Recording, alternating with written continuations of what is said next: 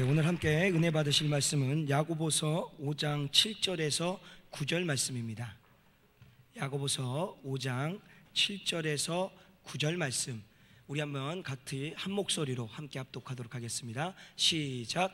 그러므로 형제들아, 주의 강림하시기까지 길이 참으라. 보라, 농부가 땅에서 나는 귀한 열매를 바라고 길이 참아 이른 비와 늦은 비를 기다리나니, 너희도 길을 참고 마음을 굳게 하라. 주의 강림이 가까우리니. 형제들아, 서로 원망하지 말라. 그리하여야 심판을 면하리라. 보라, 심판자가 문 밖에서 계시니라. 아멘. 반갑습니다. 제가 복이 참 많은 사람인데요, 부모님을 잘 만나서 목사가 됐고요, 또 친구를 잘 만나서 이렇게 귀하고 아름다운 교회 와서 우리 성도님들을 만나 뵙게 되었습니다. 오늘 우리 목사님께서 저를 소개할 때에 여러 가지 소개를 하시는 가운데 성악을 전공하고 그렇게 목사님이 되셨다, 그렇게 소개를 하니까 우리 성도님들이 마음속으로 찬양을 좀 하시는가 하고 굉장히 궁금해 하시는 것 같아요. 그런데 사실은 제가 성악을 하게 된 이유가 기가 막힙니다. 제가 삼수를 했는데 공부에 취미가 없었습니다.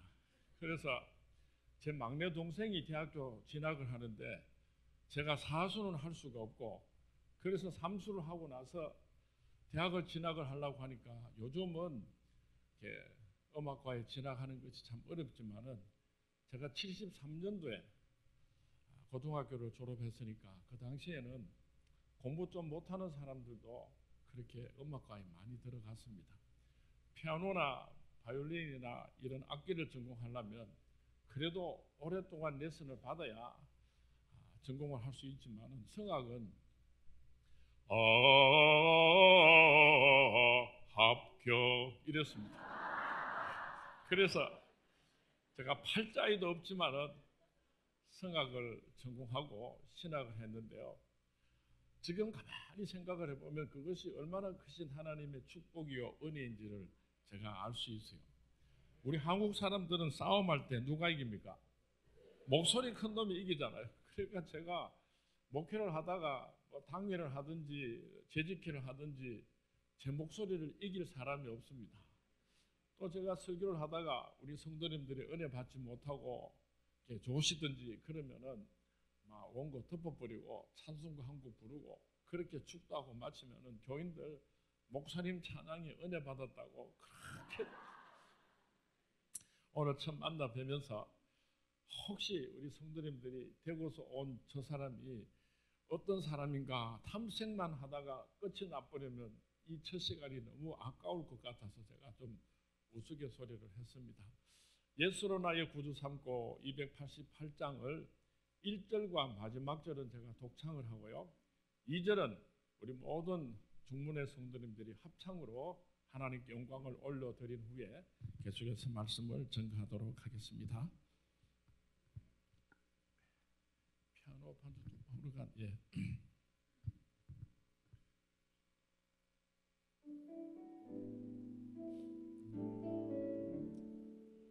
이 예수를 너희의 구주 삼고 성령과 피로서 거듭나니,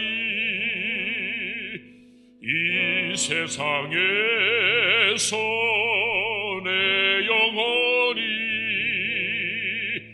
하늘의 영광 누리도다.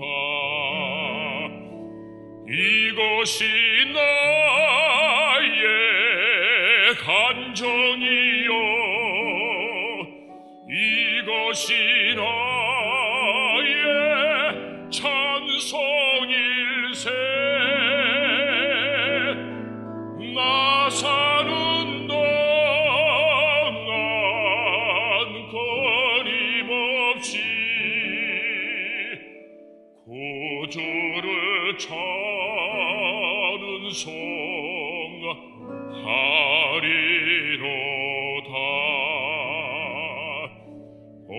온전히 주께 맡긴네요. 사랑의 음성을 듣는 중에 천사들 왕래하는 것과 하늘의 영광 보리로다. 이것이라 의 감정이여, 이것이라 의 찬송일세. 나 사는 동안 끊임없이 구주를 찬송하리라.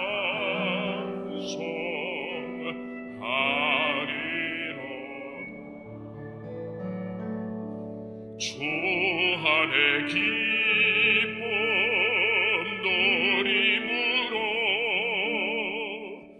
마음의 풍랑이 잔잔하리. 세상 환난은 간 곳 없고 구속한 주만 보이도다. 이것이 나의 간청이요, 이것이 나의 찬송일세.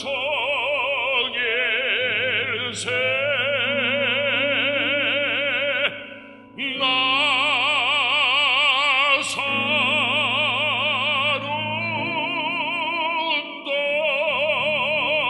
동안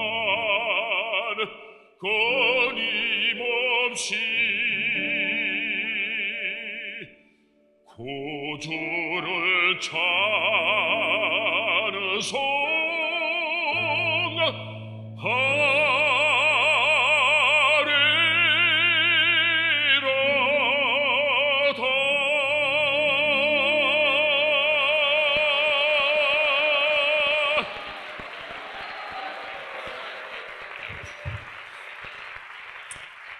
우리 친구 목사님 오시면요, 그 친구 찬양 잘하던데 한 번 더 불러주소. 그러면 또 오겠습니다. 지금이 어느 때일까? 지금이 어느 때일까? 하나님을 모르는 세상 사람들도 오늘 이 세계 돌아가는 꼬라지를 보니까 이놈의 세상 말세다 말세. 얼마나 사람들이 타락하고 사악한지 몰라요. 그리고 무시무시한 천재지변들이 일어나고, 그러니까 하나님을 모르는 세상 사람들도 이놈의 세상 말세다 말세. 그럴 때를 오늘 저희들이 살아가고 있습니다. 한 해를 시작하면서 첫날 저녁에 저 대구 시골에 사는 목사가 오늘 여러분을 찾아와서 주님께서 오실 때가 가까웠습니다. 그날을 준비하면서 살아갑시다. 그렇게 설교를 하려고 합니다. 아버지가 멀리 외국으로 출장을 가면서 사랑하는 아들에게 얘야 내가 가을이 되면 올 테니까 그때까지 몸 건강히 잘 있으라 그랬습니다. 이 조그만한 아들이 가을이 언제인 줄을 모릅니다. 그래서 아버지요, 가을이 언제입니까? 그러니까 그 아버지가 사랑하는 아들의 손을 잡고 뒷마당으로 나가서 커다란 은행나무를 가르치시면서 저 은행나뭇잎이 노랗게 물들기 시작하면 가을이 시작된 줄 알아라. 그리고 저 은행나뭇잎이 가을바람에 땅에 떨어져서 한 입 두 입 쌓이기 시작하면 가을이 깊어진 줄 알아라. 그때쯤 내가 돌아오마 약속을 하고 이제 아버지가 멀리 외국으로 출장을 가셨습니다. 사랑하는 아들이 아버지가 보고 싶을 때마다 뒷마당에 나와서 그 은행나무를 쳐다보는데 그 은행나뭇잎이 노랗게 물들기 시작합니다. 정확하게 언제인지는 모르지만은 아버지께서 오실 때가 가까웠구나. 며칠 지나서 뒷마당에 나가 보니까 그 은행나뭇잎이 땅에 떨어져서 쌓여가는 것을 보고 이게 아버지께서 속히 돌아오시겠구나 하고 학수고대 했다고 합니다. 성경 말씀에 보면은 세상 마지막 때에 이런 일들이 일어날 것이다. 이런 일들이 일어나면 내가 다시 오마한 그때가 가까운 줄 알고 깨어서 그 날을 준비하라고 예수님께서 말씀하셨습니다. 성경 말씀에 예언되어 있는 그 모든 마지막 때의 징조들이 다 이루어진 그때를 오늘 저희들이 살아가고 있는 것입니다. 저희 교회 권사님 한 분이 병원에 입원을 하셨는데 우리 교역자들하고 같이 신방을 갔습니다. 병실 문을 열고 들어서려고 하는데 그 아들하고 며느리가 막 저를 밀고 밖으로 나오는 거예요. 왜 이러십니까? 왜 이러십니까? 이랬더니요. 목사님, 우리 어머님이 간암으로 3개월을 넘기기가 어렵다고 의사 선생님께서 오늘 말씀하셨는데 우리 어머님이 병명을 모르고 계세요. 오늘 목사님께서 모른 척 해주시면 우리가 기회를 봐서 말씀드릴 테니까 오늘은 제발 좀 모른 척 해주세요. 우리 어머님이 그 병명을 알면 너무 충격받아서 3개월도 못 사실지 모르니까 오늘은 목사님 좀 모른 척 해주세요 하고 사정을 해서 약속을 하고 병실에 들어가서 예배를 드립니다. 여러분 목사가 참 어렵습니다. 이럴 때 뭐라고 설교하면 좋겠습니까? 아이고 권사님요 3개월밖에 못 산다 하는데 죽을 준비하시오 이렇게 할 수도 없고 아이고 권사님요 빨리 나와가지고 교회 오셔야지 이렇게 또 설교할 수도 없고 참 어렵습니다. 장 목사님이 이 자리에 있으면 내가 한번 물어보겠는데 참 어려워요. 얼렁뚱땅 그렇게 예배를 드리고 권사님 옆에 앉았더니요. 그 권사님께서 제 손을 꼭 붙잡으시고는 목사님 내가 이때까지 허살았어요. 내가 이제 병실에서 이제 나가게 되면은 우리 교역자들 전부 다 성지순례 한번 보내드리겠습니다. 저 미국에 살고 있는 딸집에도 갔다 오고요. 한참 말씀을 하시는데 제가 속으로 대충 계산해 보니까 한 30년은 살아야 그거 다 하시겠다. 내가 언제 죽을 줄 모르기 때문에 그렇게 많은 계획들을 마음속에 가지고 계셨던 그 권사님을 지금도 한번 생각해 봅니다. 주님 오실 때가 가까웠어요. 주님 오실 때가 가까웠어요. 초대교회 성도님들은 만날 때마다 서로 인사하는 말이 있었는데 마라나타 그렇게 인사하세요. 주께서 가까우시니라. 주님께서 오실 때가 가까웠다. 잘 준비하자. 그래서 초대교회 성도님들은 마라나타 인사를 했던 것입니다. 우리 중문의 성도님 여러분 곁에 계신 분들하고 서로 축복하면서 인사합니다. 마라나타.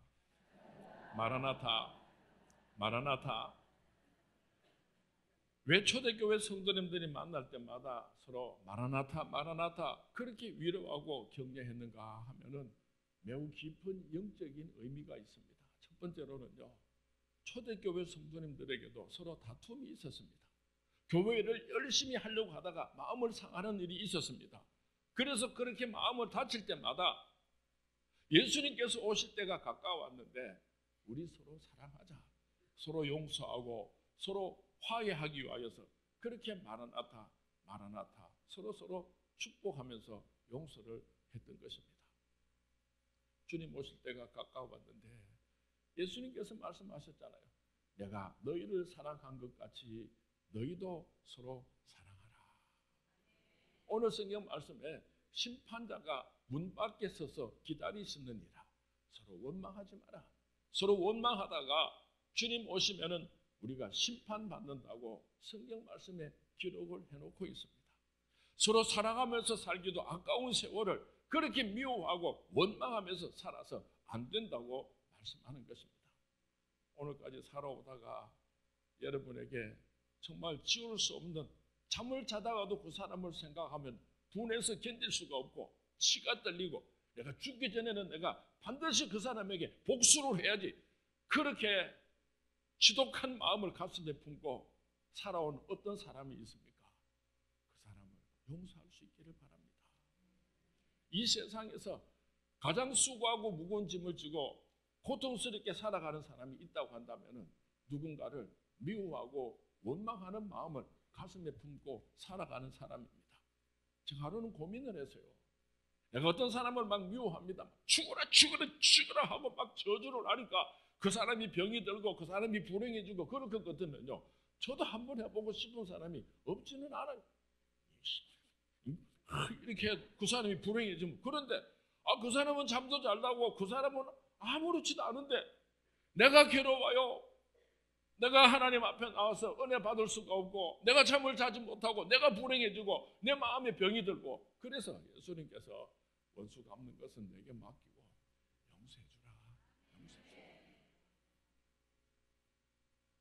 1만 달란트 탕감 받은 사람이 그까지 것 100데나리온 빚진 자의 그 빚을 탕감해 주는 것이 무엇이 그렇게 대단하냐, 마땅치 아니하냐, 예수님께서 말씀하세요.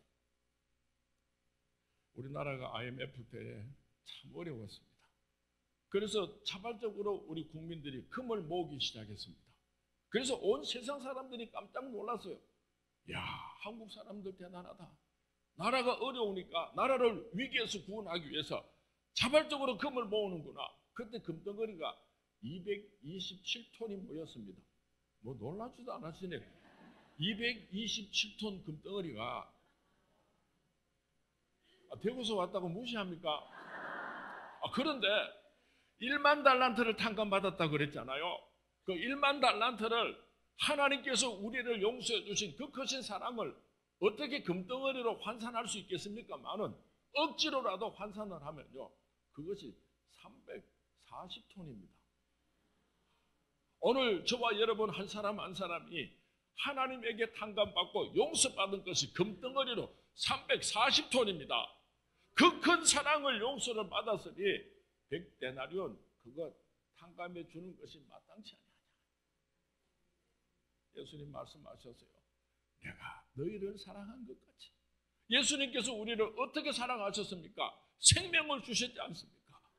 너희도 서로 사랑하라.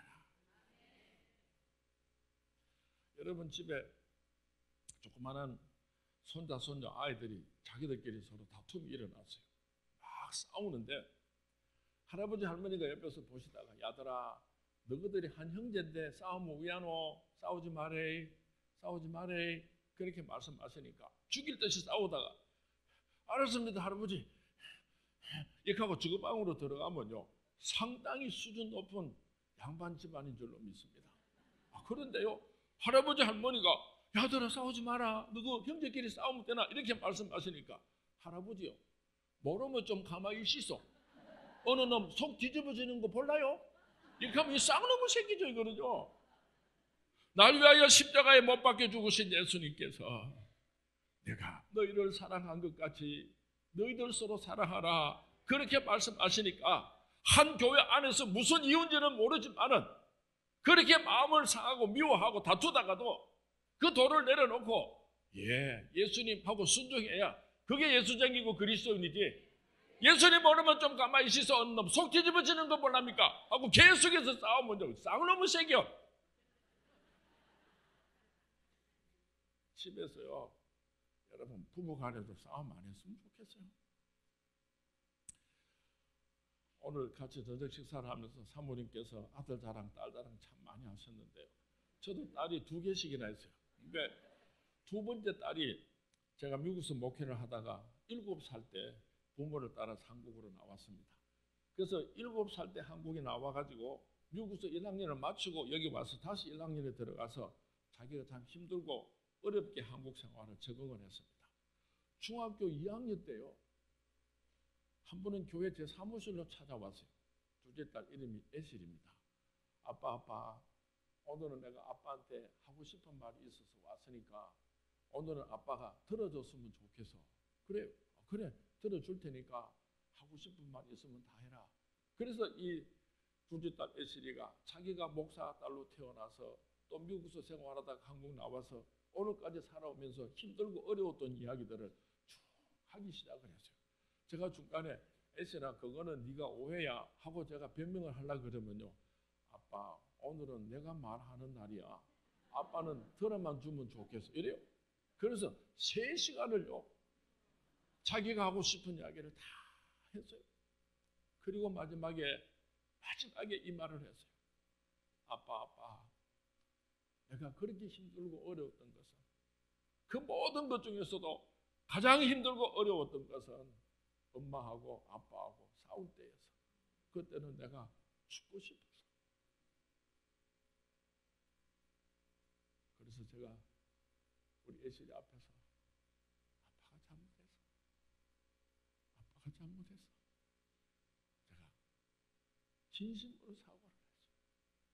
그날 이후로 지금까지요, 단 한 번도 우리 집 사람에게 화내서 말을 안 해봤어요. 여러분 한번 생각해 보세요.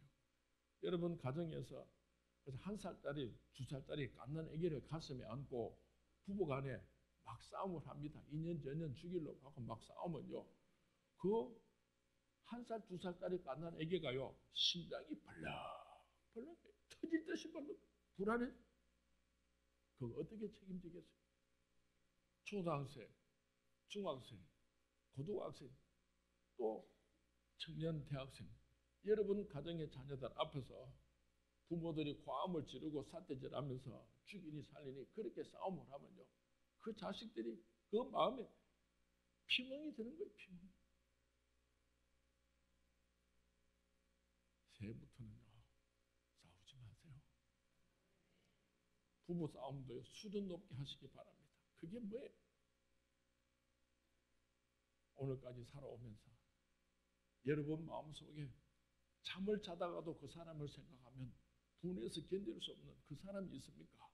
그 사람을 용서하는 밤이 될 수 있기를 바랍니다. 주님께서 오실 때가 가까웠어요. 아이고, 목사님 말씀 듣고 보니까 그놈의 세계 그거 용서해 줬을까 말까 망설여지는 사람이 있습니까? 망설일 거 뭐 있습니까? 용서하시기 바랍니다. 어떤 사람은 이렇게 말을 합니다.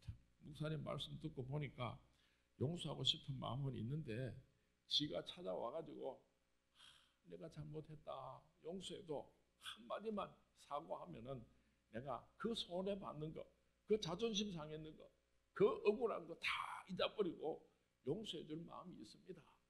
그렇게 생각하는 사람은요, 굉장히 교만한 사람, 하나님의 사랑을 모르는 사람. 하나님께서 나를 언제 사랑하셨습니까? 내가 죄인 되었을 때. 오늘도 죄를 지을 수밖에 없고 앞으로도 죄를 짓고 살아갈 수밖에 없는 것을 아시는 하나님께서 나를 사랑하셨고 지금도 사랑하시고 앞으로도 사랑하여 주십니다. 그 큰 사랑을 받으면서 살아가는데 어떻게 우리가 그런 교만한 말을 할 수가 있겠어요? 내가 잘했음에도 불구하고 내가 먼저 찾아가서 내가 잘못했습니다. 용서해 주십시오. 그 사람이 천국에서 큰 자가 될 줄로 믿습니다. 주님 오실 때가 가까웠어요. 사랑하는 자들아, 우리가 서로 사랑하자. 사랑은 하나님께 속한 것이니 사랑하는 자마다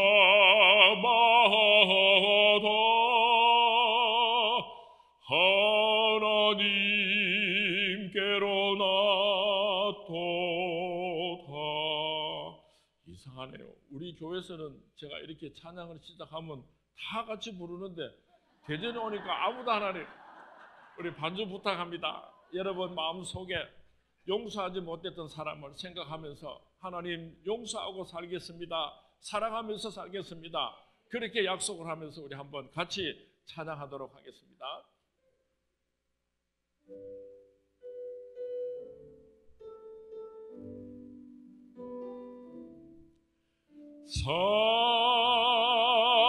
사랑하는 자들아,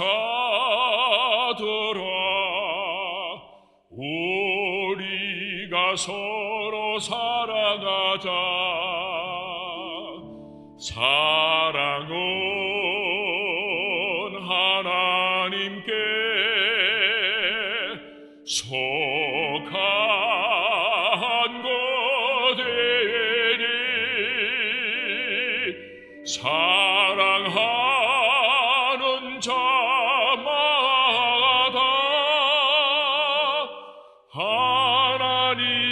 하나님께로 나도다.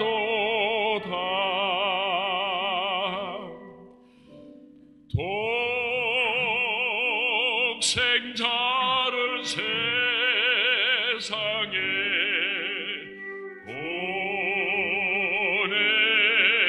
보내심은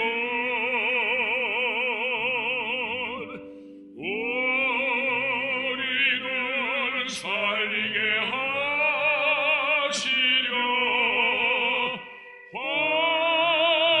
화목제로 보내셨도다. 화목제로 보냈도다.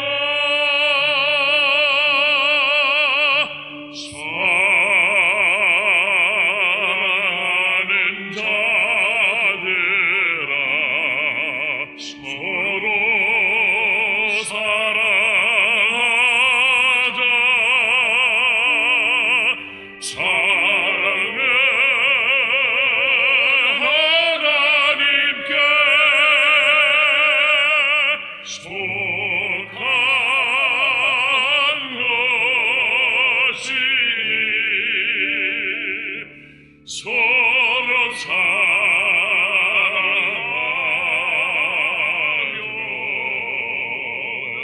서로 사랑하면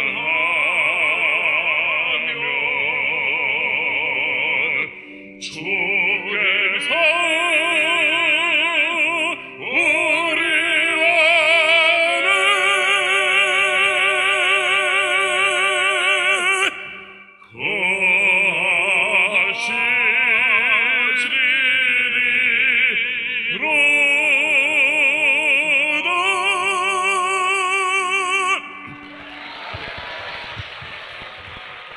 고맙습니다. 오늘 우리 지휘자님을 처음 뵙지만은 틀림없이 대한민국을 대표하는 성악가인 줄 알았어요. 감사합니다. 고맙습니다.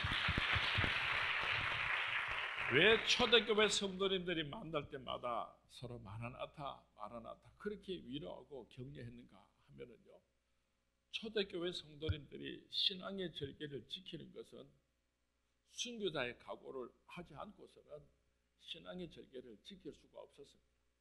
예수님께서는 나를 위하여 십자가에 못 박혀 죽어주셨는데 우리도 순교자가 되기까지 이 신앙의 절개를 끝까지 잘 지키자. 그래서 초대교회 성도님들은 핍박을 받을 때마다 마라나타 그렇게 서로 위로하고 격려했던 것입니다. 우리 곁에 계신 성도님들하고 한 번 더 인사합니다. 마라나타. 주님 오실 때가 가까웠는데 우리 신앙의 절개 잘 지킵시다. 잘 지킵시다. 초대교회 성도님들은요, 예수를 믿는다는 한 가지 이유 때문에 한 달씩 굶주린 사자 우리 속에 던지워지고 그 사자들에게 갈기갈기 찢겨서 죽임을 당했습니다. 마지막으로 로마 병정이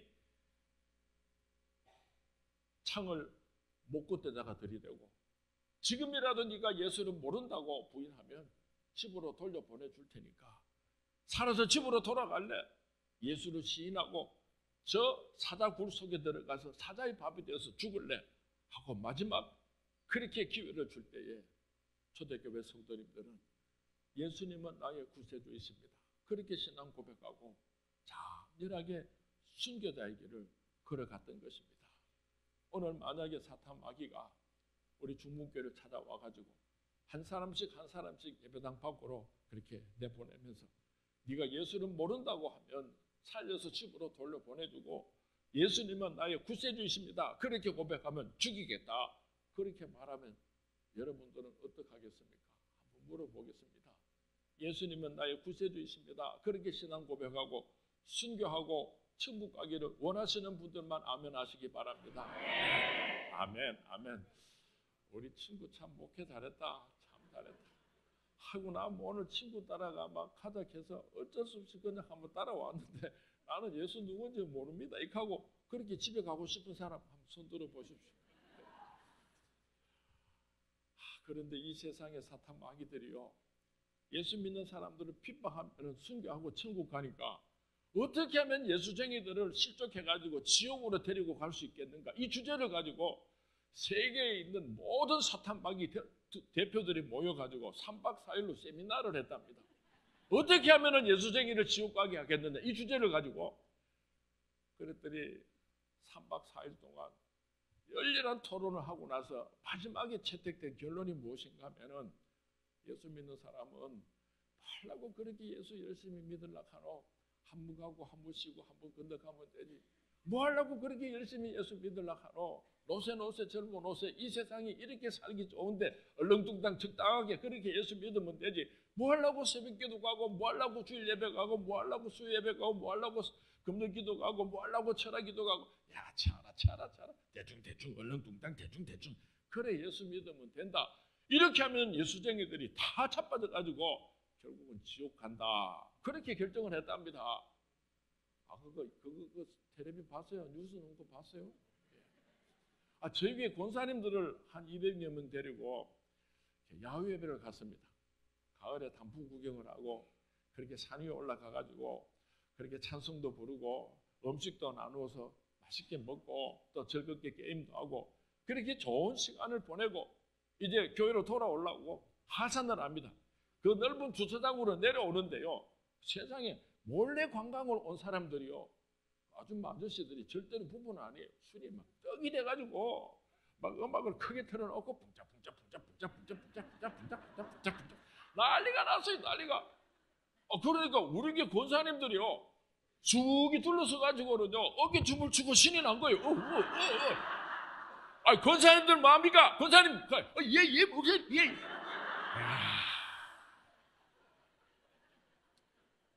예수님께서 내가 다시 올 때 너희들 가운데서 참 믿음을 볼 수 있겠느냐 하고 걱정하셨는데요, 참 큰일 났어요.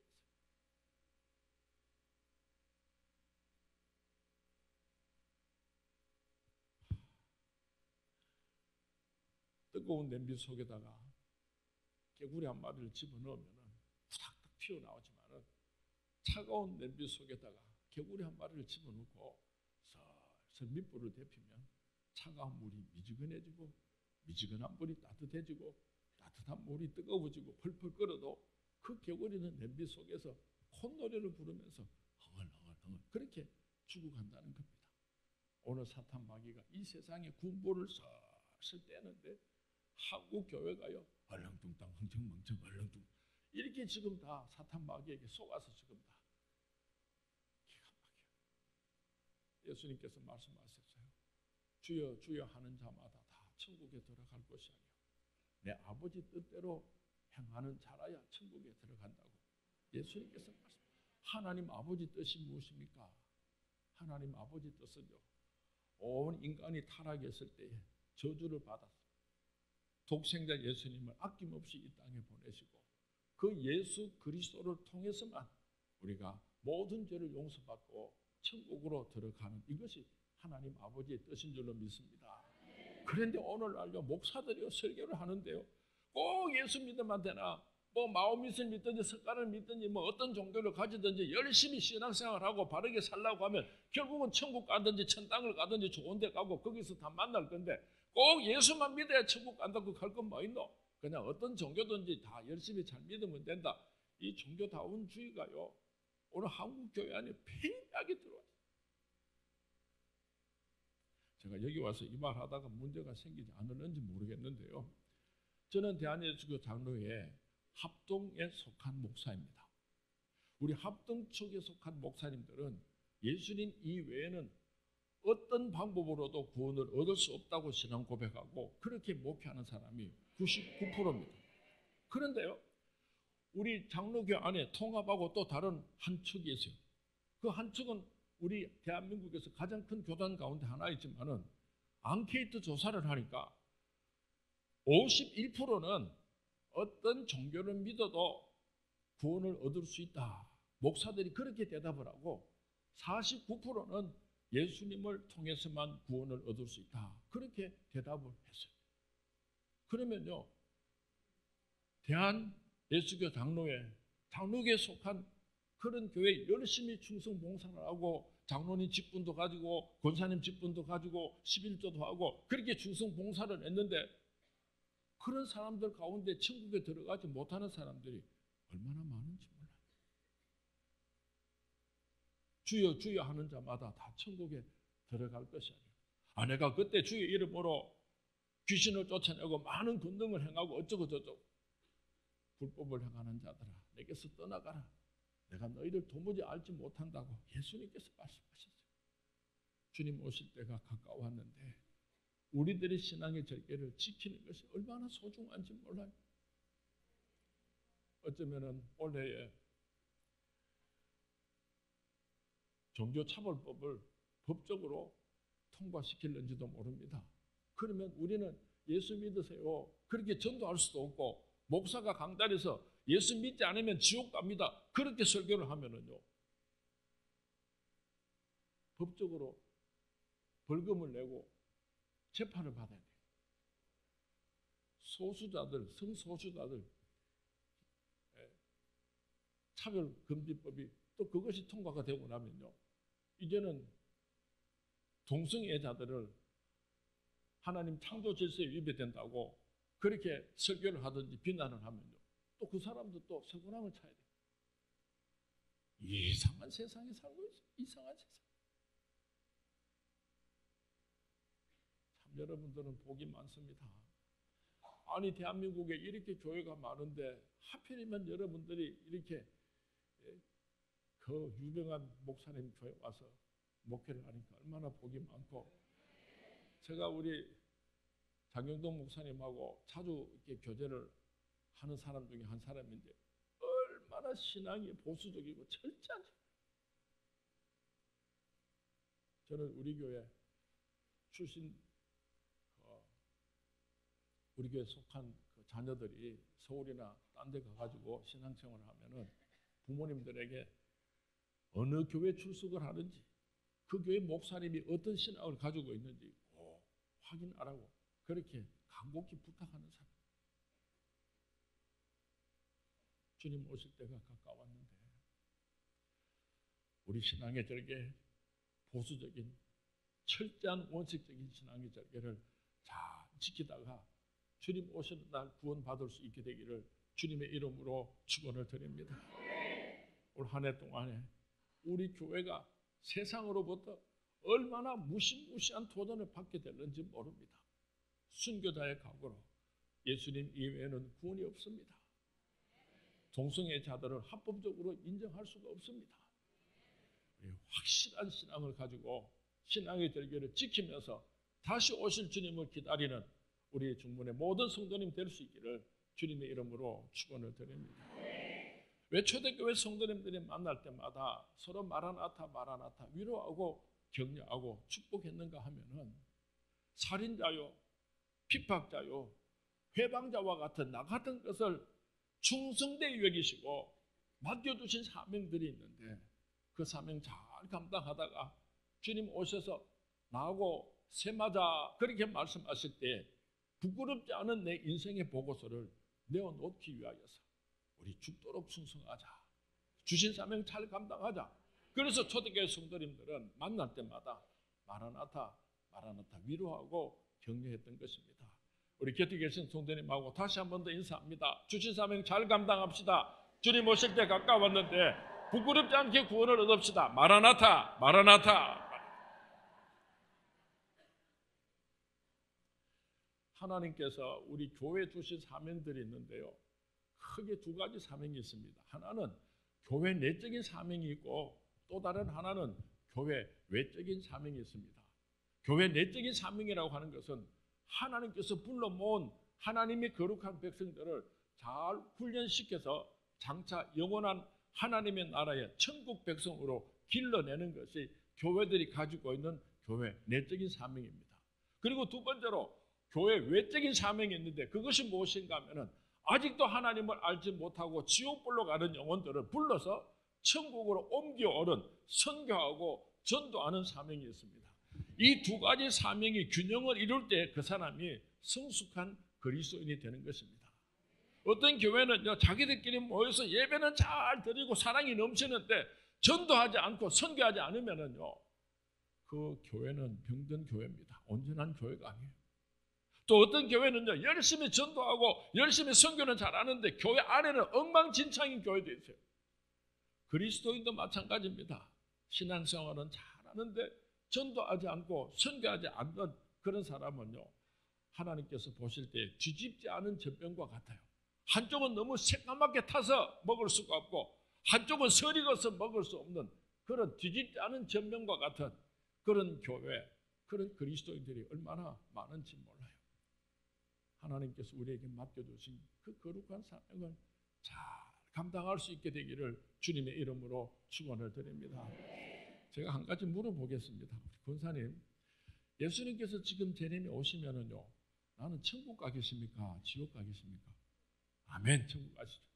또 누구한테 물어보고, 내가 열심히 교회 나오고 열심히 충성봉사하고 헌금생활도 잘하고 그렇게 신앙생활 잘할 때 예수님께서 재림이 오시면은 내가 틀림없이 천국 가는데, 요새는 뭐 교회 나오다가 말다가 또 11조도 하다가 말다가 교회 봉사도 하다가 말다가 하필 이럴 때 예수님께서 재림이 오시면은 어떻게 생각하면 그래도 천국 들어갈 수 있을 것 같기도 하고, 또 어떻게 생각하면 점수가 조금 모자랄 것 같기도 하고, 그래서 걱정이 되는 사람이 있으면 한번 요만치 손 들어보세요. 하나님이 세상을 이처럼 사랑하사 독생자를 주셨으니 누구든지 저를 믿는 자마다 멸망치 않고 영생을 얻게 하려 하십니다. 여러분, 예수를 믿으면요, 다 천국 들어갑니다. 하루를 예수 믿어도 천국 들어가고 10년을 예수 믿어도 천국 들어가고, 예수 믿으면 다 천국 들어갑니다. 이단이 와서 무슨 소리를 짓거리든지요, 여러분 이 믿음이 확신할 수 있게 되기를 주님의 이름으로 축원을 드립니다. 문제는요, 다 천국은 들어가는데 상급이 서로 다른 거예요.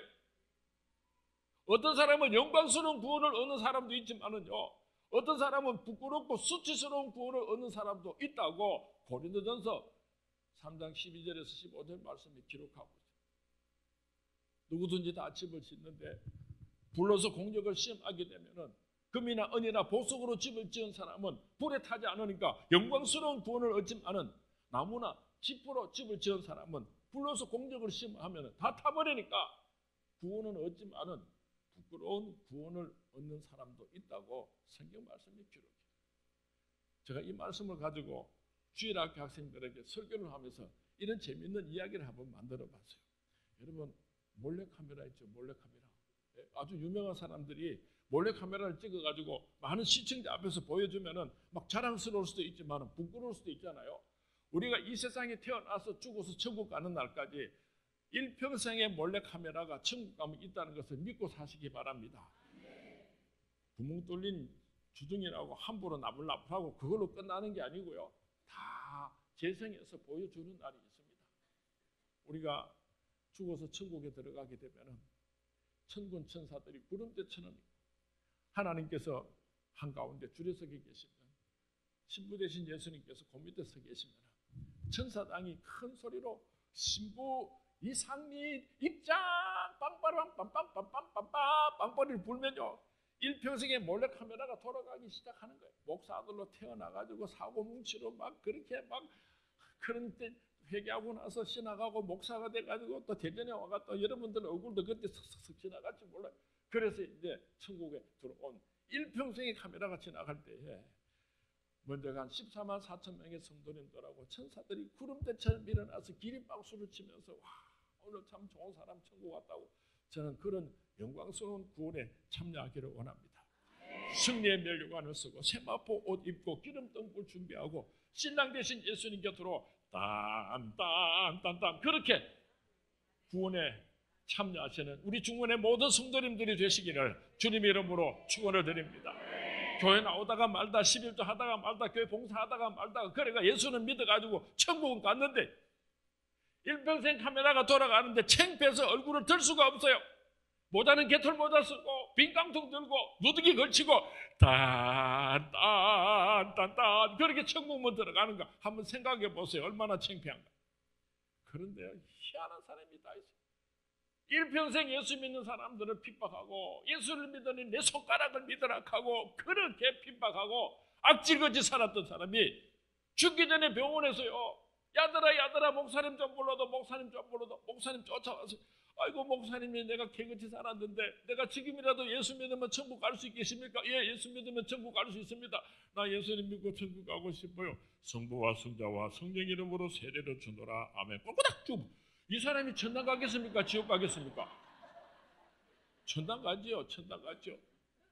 그런 사람이 성경 말씀에 한 사람이 있어요. 사람을 죽였습니다. 일평생 더럽게 살았어요.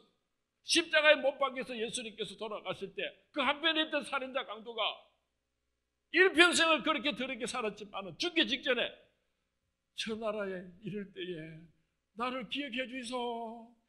예수님께서 뭐라 그랬어요? 나와 함께 나군에 가 있으리라. 저는 그 살인자 강도도 숨지기 전에 예수님을 영접하고 천국에 들어갔을 것이라고 믿습니다. 천국에 들어갈 때 모자 있었겠습니까? 옷은 입었겠습니까? 땀통이 있었겠습니까? 빼가 먹고 땀 몰래 카메라는 돌아가고 아이고 저러면 새끼들가. 저는 천국 가면요, 오늘도 천국의 골목골목을 빼가 먹고 뛰어다니는 그 살인자 강도를 꼭 한번 만나보고 싶어요. 오늘 이 자리에 계신 우리 중문의 모든 성도님들은 다시 오마 약속하신 그 주님을 학수고대하면서 그 나라를 바라보고 살아가시는 주님께서 다시 오시는 날 착하고 충성된 종아 큰 상급 받으시는 영광스러운 구원에 참여하시기를 주님의 이름으로 축원을 드립니다. 아버지가 밭을 갈고 있는데요, 아들이 서울에서 공부를 하다가 방학이 되어가지고 이제 집으로 돌아오는데 아버지가 땀을 뻘뻘 흘리면서 그 소쟁기를 잡고 밭을 갈고 계시거든요. 그래서 아버지 제가 아버지 좀 도와드리겠습니다 하고 쟁기를 빼앗았어요. 야 이놈의 자식아, 니나 공부나 하지 네가 무슨 힘이 아닙니다. 아버지 제가 아버지보다 더 잘할 수 있습니다. 그 아버지 쟁기를 빼앗아가지고 한 고랑을 막 열심히 팠어요. 그러고 이렇게 돌아보니까요, 아버지가 판 고랑은 더 빠른데 이 아들이 판 고랑은요 삐뚤삐뚤 엉망진창인 거야. 아버지 왜 이렇게 삐뚤삐뚤합니까? 야 이놈의 자식아, 열심히만 파면 되는 게 아니고 목표를 정해놔놓고 그렇게 밭을 갈아야 될 거 아니가. 야, 알았습니다 아버지. 한 고랑을 더 팠어요. 그래놓고 뒤를 돌아보니까 또 삐뚤삐뚤한 거예요. 아버지 내가 목표를 정해놓고 밭을 갈았는데도 또 삐뚤삐뚤하네요. 네가 뭐를 보고 밭을 갈았노? 이래 물었기는 소 엉덩이를 보고 밭을 갈았지. 야 이놈의 자식아, 소 엉덩이가 왔다 갔다 하니까 저 앞에 있는 소나무를 보고 한번 밭을 갈아봐라. 그래서 그 아들이 다시 한번 밭을 갑니다.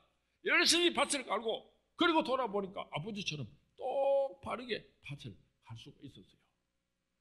우리가 이 세상을 살아가는데 아무 목적도 없이 이리 갔다가 저리 갔다가 갈팡질팡 그렇게 사는 사람은 참 불쌍한 사람. 목표를 정하기는 정했는데 이 땅에다가 목표를 정해놓고 이 세상의 것을 얻으려고 미친 듯이 달려가는 그것도요 불쌍한 사람. 헛되고 헛되나니 모든 것이 헛되도 다 죽을 때는 그렇게밖에 말할 것이 없어요. 저와 여러분은 영원한 저 하늘나라에 표대를 꽂아놓고 저 높은 곳을 향하여 날마다 나아갑니다. 저 높은 곳을 향하여 날마다 나아갑니다. 사도 바울은 로마 감옥에서 죽음의 날을 기다리면서 이렇게 고백했습니다. 지나간 일들은 다 잊어버리고 아직 잡은 줄로 여기지 아니하고 성공했던 일도 실패했던 일도 행복했던 일도 불행했던 일들도 다 잊어버리고 부르심의 상을 바라보고 표대를 향해서 달려간다고 고백을 했습니다. 사랑하는 중문의 성도님 여러분, 주님 오실 때가 가까웠습니다. 2018년도에 우리가 깜짝 놀랄 만한 일들이 얼마나 많이 우리를 기다리고 있을는지 모릅니다. 어쩌면 건국 이래로 가장 위험한 일들이 기다리고 있을는지도 모릅니다. 사랑하는 중문의 성도님, 그럴 때 놀라지 마시기 바랍니다. 주님 오실 때가 가까웠구나. 주님 오실 때가 가까웠구나. 우리 서로 사랑하면서 삽시다. 우리 서로 사랑하면서 삽시다. 신앙의 절개 끝까지 지키면서 살아가십시다. 그리고 하나님께서 주신 사명을 꼭 붙잡고 달려가시는 우리 중문의 모든 성도님 되시기를 주님의 이름으로 축원을 드립니다. 주님의 이름으로 축원을 드립니다. 우리 다 같이 한번 기도했으면 좋겠습니다. 주여 어서 오시옵소서. 주여 어서 오시옵소서. 다시 오마 약속하신 그 예수 그리스도를 소망하면서 2018년도 이렇게 살아가겠습니다. 우리 한 목소리로 다 같이 하나님 앞에서 약속하며 기도를 올려드리도록 하겠습니다. 다 같이 기도합니다. 하나님 아버지 감사합니다. 부족한 종을 보내주시고 하나님의 말씀을 대언할 수 있게 하여 주시니 감사합니다. 하나님이여 이 중문교회를 축복하여 주옵소서. 하나님 아버지 원합니다.